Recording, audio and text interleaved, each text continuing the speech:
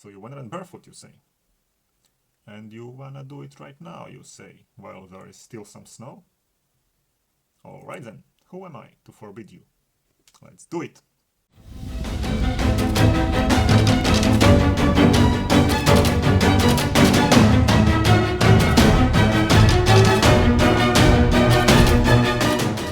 Okay, first things first. I can't forbid you to run barefoot on snow, of course. However, if you're not a die-hard, experienced barefoot runner, I would suggest you a few tips to take into account before going on your first barefoot run on snow. But even before those tips, a disclaimer. I don't take any responsibility about your health or other issues. You take full responsibility yourself, and you're not allowed to sue me afterwards, alright? Okay, now I can go to the tips. Tip number 1, be prepared to get cold. Your feet will most likely get uncomfortably cold at one point, and then you want to be ready for that. You have to be able to isolate your feet from the snow. There are different ways how you can do that. You can carry along some shoes to put on, you can run circles around an exercise mat where you can step on, you can have your car around. The choice is yours. Just don't be stupid and don't go unprepared into the snow. Tip number 2. Don't just think about your feet, think also about your hands. Your hands can also get really cold if it's cold outside, and then you won't be able to do anything with them. You might not be able to get your car keys to unlock your car, and most certainly you won't be able to put on your shoes and lace them. So, wear gloves or mittens, and better take along shoes that you don't have to lace. Tip number 3. Start off slowly and get accommodated to the cold. You don't have to run a certain distance, especially if it's your first or second or even third barefoot run on snow. You can afford to start off by running very slowly, maybe even by walking, and then see how it goes. Also, you don't have to worry that you might get frostbite after just a couple of seconds being in the snow.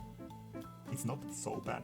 You have to overcome that fear if you have one, and try to not get scary and get back into your shoes after the first 10 seconds of barefooting in snow. Of course, it will feel very cold at the beginning, because you'll have changed from comfortably warm shoes right into the cold snow. Anyways, it should become better if you overcome this first urge to get back into the warmth. To do that, you don't have to sprint to get warm more rapidly. No, start slowly and just pay attention to how your feet feel.